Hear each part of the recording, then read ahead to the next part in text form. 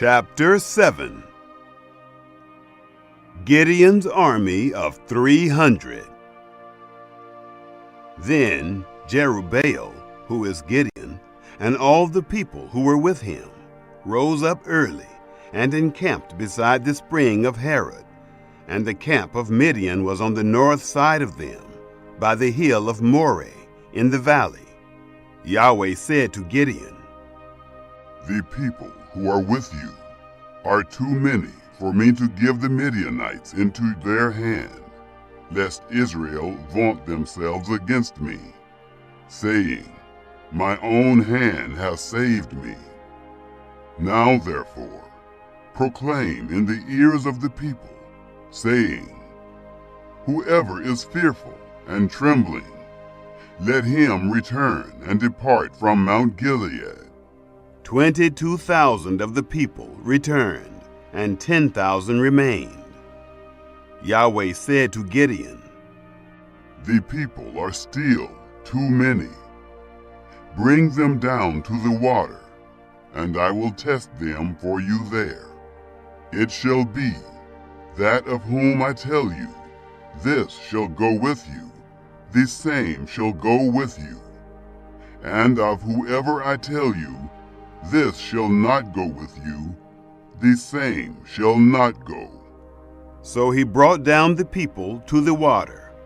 And Yahweh said to Gideon, "Everyone who laps of the water with his tongue, like a dog laps, you shall set him by himself. Likewise, everyone who bows down on his knees to drink." The number of those who lapped, putting their hand to their mouth, was 300 men. But all the rest of the people bowed down on their knees to drink water.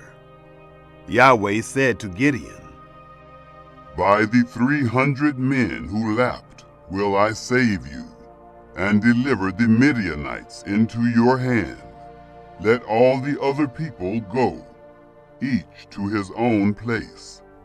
So the people took food in their hand and their trumpets, and he sent all the men of Israel, every man to his tent, but retained the 300 men, and the camp of Midian was beneath him in the valley.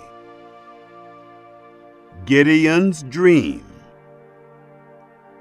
It happened the same night that Yahweh said to him, "Arise, go down into the camp, for I have delivered it into your hand.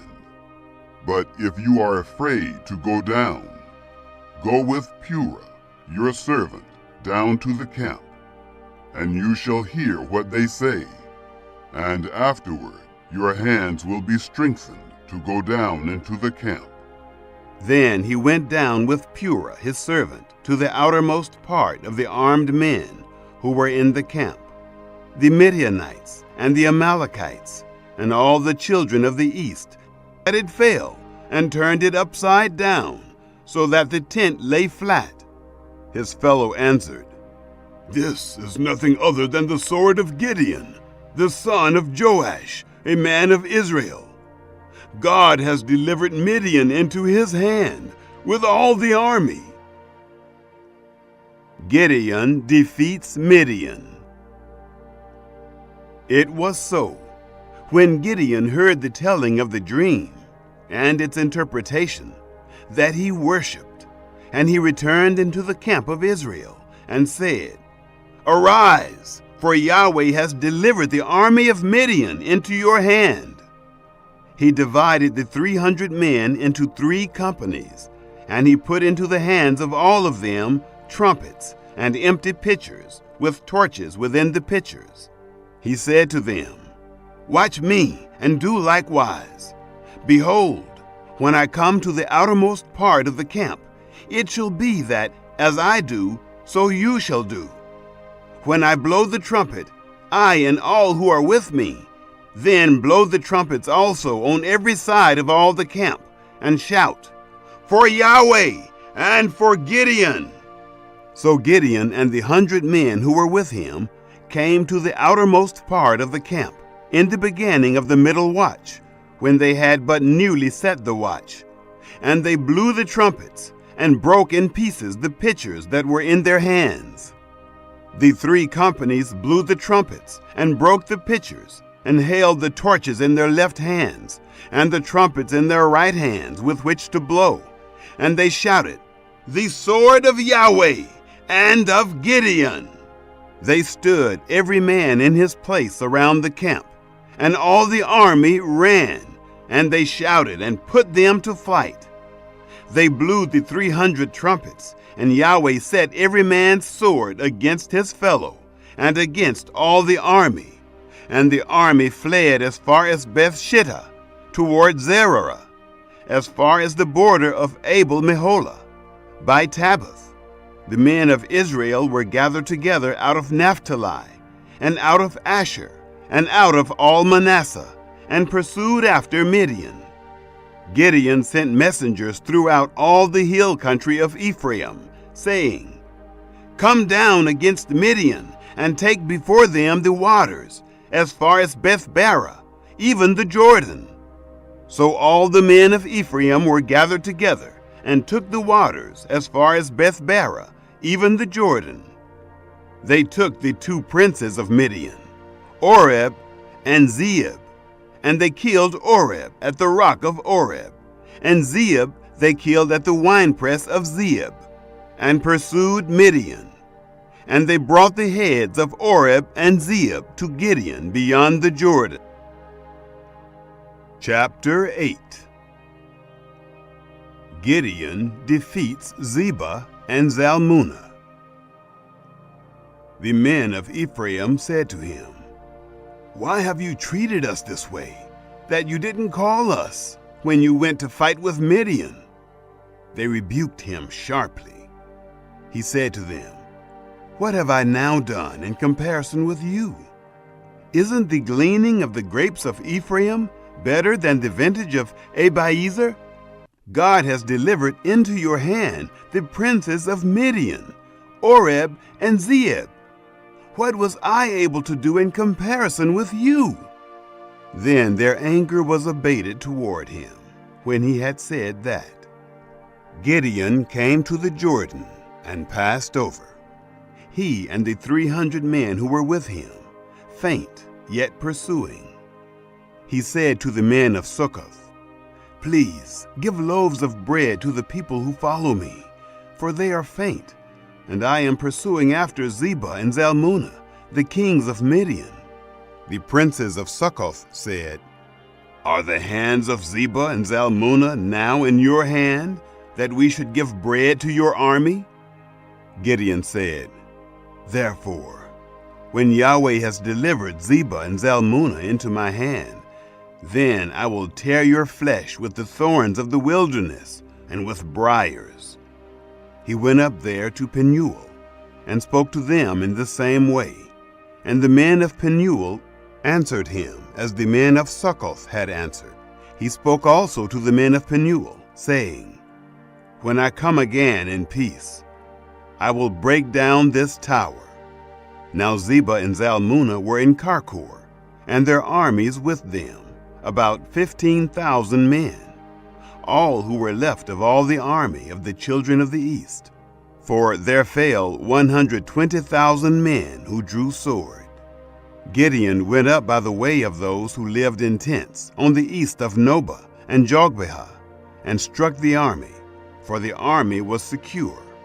Zebah and Zalmunna fled, and he pursued after them, and he took the 2 kings of Midian, Zebah and Zalmunna, and confused all the army. Gideon, the son of Joash, returned from the battle, from the ascent of Heres. He caught a young man of the men of Succoth, and inquired of him. And he described for him the princes of Succoth, and its elders, 77 men. He came to the men of Succoth, and said, "See Zebah and Zalmunna, concerning whom you taunted me, saying, Are the hands of Zebah and Zalmunna now in your hand, that we should give bread to your men who are weary?" He took the elders of the city, and thorns of the wilderness and briars, and with them he taught the men of Succoth. He broke down the tower of Penuel, and killed the men of the city. Then he said to Zebah and Zalmunna, "What kind of men were they whom you killed at Tabor?" They answered, "They were like you. Each one resembled the children of a king." He said, "They were my brothers, the sons of my mother. As Yahweh lives, if you had saved them alive, I would not kill you." He said to Jether, his firstborn, "Get up and kill them." But the youth didn't draw his sword, for he was afraid, because he was yet a youth. Then Zebah and Zalmunna said, "Rise and fall on us, for as the man is, so is his strength." Gideon arose and killed Zebah and Zalmunna, and took the crescents that were on their camels' necks. Gideon's ephod. Then the men of Israel said to Gideon, "Rule over us, both you and your son's son also, for you have saved us out of the hand of Midian."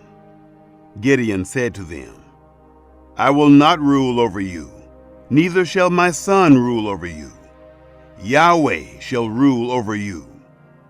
Gideon said to them, "I would make a request of you, that you would give me every man the earrings of his spoil." For they had golden earrings, because they were Ishmaelites. They answered, "We will willingly give them." They spread a garment, and every man threw the earrings of his spoil into it. The weight of the golden earrings that he requested was 1,700 shekels of gold, besides the crescents and the pendants and the purple clothing that was on the kings of Midian, and besides the chains that were about their camels' necks. Gideon made an ephod of it, and put it in his city, even in Ophrah, and all Israel played the prostitute after it there, and it became a snare to Gideon and to his house. 40 years of peace. So Midian was subdued before the children of Israel, and they lifted up their heads no more. The land had rest 40 years in the days of Gideon. Jerubbaal, the son of Joash, went and lived in his own house. Gideon had 70 sons conceived from his body, for he had many wives. His concubine, who was in Shechem, she also bore him a son, and he named him Abimelech.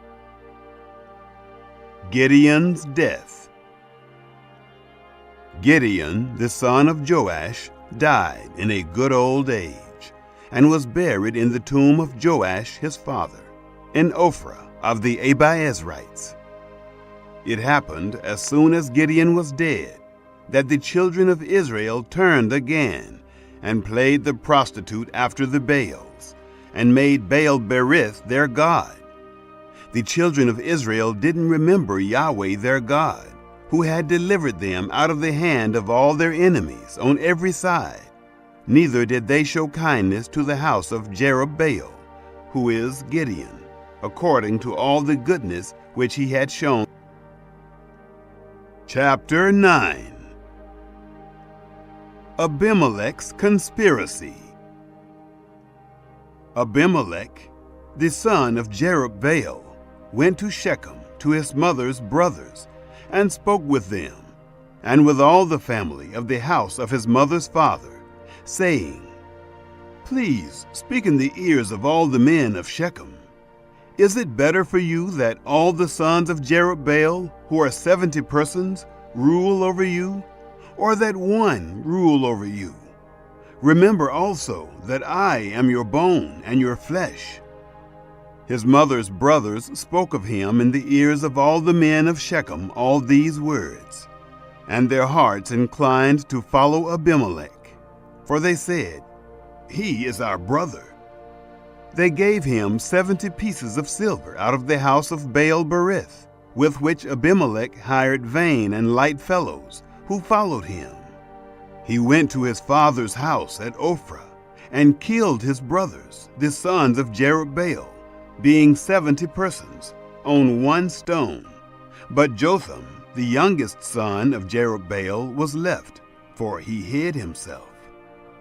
All the men of Shechem assembled themselves together, and all the house of Millo, and went and made Abimelech king by the oak of the pillar that was in Shechem. Jotham's parable. When they told it to Jotham, he went and stood on the top of Mount Gerizim, and lifted up his voice, and cried, and said to them, Listen to me, you men of Shechem, that God may listen to you. The trees went forth on a time to anoint a king over them, and they said to the olive tree, Reign over us. But the olive tree said to them, Should I leave my fatness, with which by me they honor God and man, and go to wave back and forth over the trees? The trees said to the fig tree, Come and reign over us. But the fig tree said to them, Should I leave my sweetness and my good fruit, and go to wave back and forth over the trees? The trees said to the vine, Come and reign over us. The vine said to them, Should I leave my new wine, which cheers God and man, and go to wave back and forth over the trees? Then all the trees said to the bramble, Come and reign over us. The bramble said to the trees, If in truth you anoint me king over you, then come and take refuge in my shade. And if not, let fire come out of the bramble and devour the cedars of Lebanon.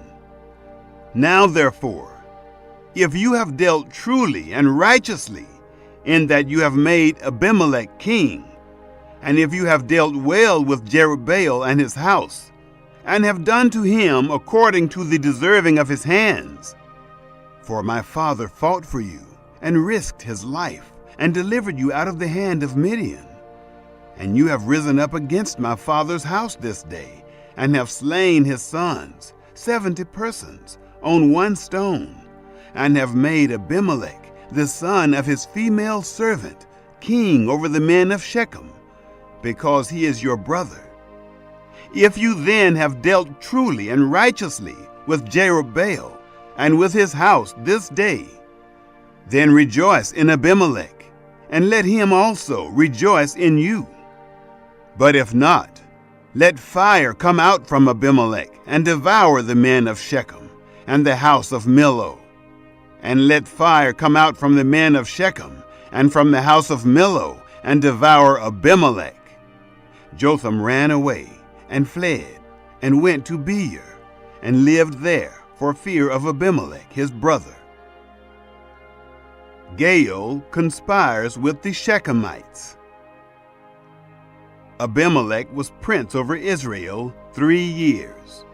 God sent an evil spirit between Abimelech and the men of Shechem, and the men of Shechem dealt treacherously with Abimelech, that the violence done to the 70 sons of Jerubbaal might come, and that their blood might be laid on Abimelech their brother, who killed them, and on the men of Shechem, who strengthened his hands to kill his brothers. The men of Shechem set an ambush for him on the tops of the mountains, and they robbed all who came along that way by them. And it was told Abimelech. Gaal, the son of Ebed, came with his brothers, and went over to Shechem, and the men of Shechem put their trust in him. They went out into the field, and gathered their vineyards, and trod the grapes, and held festival, and went into the house of their God, and did eat and drink, and cursed Abimelech. Gaal, the son of Ebed, said, Who is Abimelech, and who is Shechem, that we should serve him? Isn't he the son of Jerubbaal, and Zebul his officer? Serve the men of Hamor, the father of Shechem. But why should we serve him? Would that this people were under my hand, then I would remove Abimelech. He said to Abimelech, Increase your army, and come out. When Zebul, the ruler of the city, heard the words of Gaal, the son of Ebed, his anger was kindled. He sent messengers to Abimelech craftily, saying, "Behold, Gaal, the son of Ebed, and his brothers are come to Shechem. And behold, they constrain the city to take part against you. Now therefore, go up by night, you and the people who are with you, and lie in wait in the field. And it shall be that in the morning, as soon as the sun is up, you shall rise early and rush on the city. And behold, when he and the people who are with him come out against you, then may you do to them as you shall find occasion." Abimelech sows the city with salt. Abimelech rose up, and all the people who were with him, by night, and they laid wait against Shechem in 4 companies. Gaal, the son of Ebed, went out, and stood in the entrance of the gate of the city. And Abimelech rose up, and the people who were with him, from the ambush. When Gaal saw the people, he said to Zebul, "Behold, people are coming down from the tops of the mountains." Zebul said to him, "You see the shadow of the mountains as if they were men." Gaal spoke again and said, "Behold, people are coming down by the middle of the land, and one company comes by the way of the oak of Meonanim." Then Zebul said to him, "Now where is your mouth, that you said, 'Who is Abimelech, that we should serve him?' Isn't this the people that you have despised? Please go out now and fight with them." Gaal went out before the men of Shechem and fought with Abimelech. Abimelech chased him, and he fled before him, and many fell wounded, even to the entrance of the gate. Abimelech lived at Arumah, and Zebul drove out Gaal and his brothers, that they should not dwell in Shechem. It happened on the next day that the people went out into the field, and they told Abimelech. He took the people and divided them into 3 companies, and laid wait in the field. And he looked, and behold, the people came forth out of the city. He rose up against them and struck them. Abimelech and the companies that were with him rushed forward, and stood in the entrance of the gate of the city. And the 2 companies rushed on all who were in the field, and struck them. Abimelech fought against the city all that day, and he took the city, and killed the people who were therein. And he beat down the city, and sowed it with salt. When all the men of the tower of Shechem heard of it, they entered into the stronghold of the house of El-Berith. It was told Abimelech that all the men of the tower of Shechem were gathered together. Abimelech went up to Mount Zalmon, he and all the people who were with him. And Abimelech took an axe in his hand, and cut down a bough from the trees, and took it up, and laid it on his shoulder. And he said to the people who were with him, "What you have seen me do, make haste, and do as I have done." All the people likewise each cut down his bough, and followed Abimelech, and put them at the base of the stronghold, and set the stronghold on fire on them, so that all the people of the tower of Shechem died also, about 1,000 men and women. A millstone dropped on Abimelech. Then went Abimelech to Thebez, and encamped against Thebez, and took it. But there was a strong tower within the city, and there fled all the men and women, and all they of the city, and shut themselves in, and went up to the roof of the tower. Abimelech came to the tower, and fought against it, and drew near to the door of the tower to burn it with fire. A certain woman cast an upper millstone on Abimelech's head, and broke his skull. Then he called hastily to the young man, his armor-bearer, and said to him, "Draw your sword, and kill me, that men not say of me, 'A woman killed him.'" His young man thrust him through, and he died. When the men of Israel saw that Abimelech was dead, They departed, every man to his place. Jotham's curse fulfilled. Thus God requited the wickedness of Abimelech, which he did to his father, in killing his 70 brothers. And all the wickedness of the men of Shechem did God requite on their heads. And on them came the curse of Jotham, the son of Jeroboam.